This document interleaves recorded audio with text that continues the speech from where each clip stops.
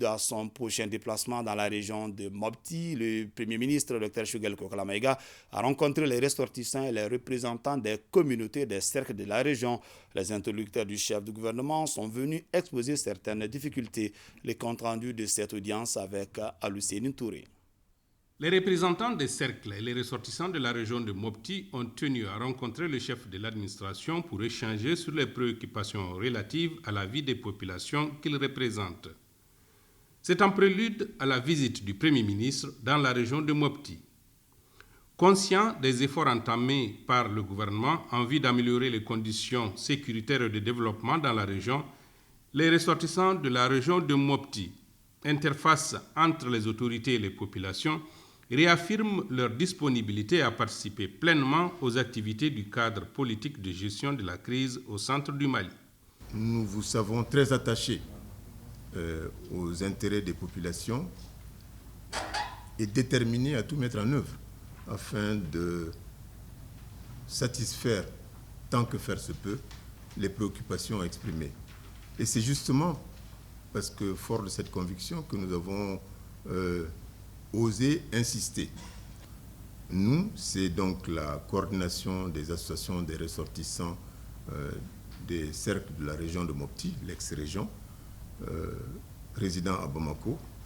La délégation venue de Mopti a exprimé le cri de cœur de la population mopticienne face aux conditions de vie jugées précaires, caractérisées par un conflit qui dure avec son lot de déplacés et une insécurité grandissante. Depuis près de 4 ans, comme l'a dit mon prédécesseur, nous vivons au rythme régulier de coupures intempestives d'électricité, affectant toutes les catégories socio-professionnelles de notre ville.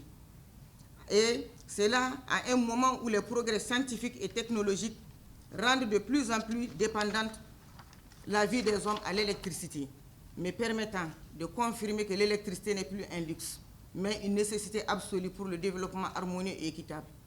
C'est le lieu pour vous dire, Son Excellence, ici, que les conséquences de ces délestages intempestifs ont gravement affecté tous les secteurs économiques à tous les niveaux, voire même la fourniture des services sociaux de base, là où on en a encore le plus besoin, les centres de santé. En réponse à ces préoccupations, le Premier ministre, fidèle à ses principes, a promis de soumettre les doléances au président de la transition et de revenir très bientôt auprès de ses frères pour annoncer les mesures prises dans le cadre de l'amélioration des conditions de vie des populations. J'ai bien écouté.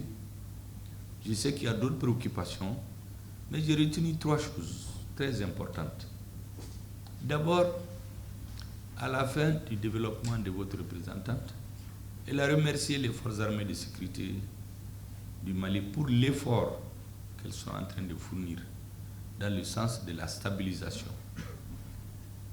Mais elle a lancé le cri de cœur des mopticiens avant pour les questions d'eau et d'électricité. C'est les 3 grands messages que j'ai retenus. Les mopticiens, donc, au-delà de tous leurs problèmes, se sont dit, ce gouvernement ne pouvant pas tout faire, nous lui posons 2 problèmes qui nous tiennent à cœur, l'eau et l'électricité. Sachant bien qu'il y a beaucoup d'autres problèmes à résoudre, nous ferons ce que nous pouvons.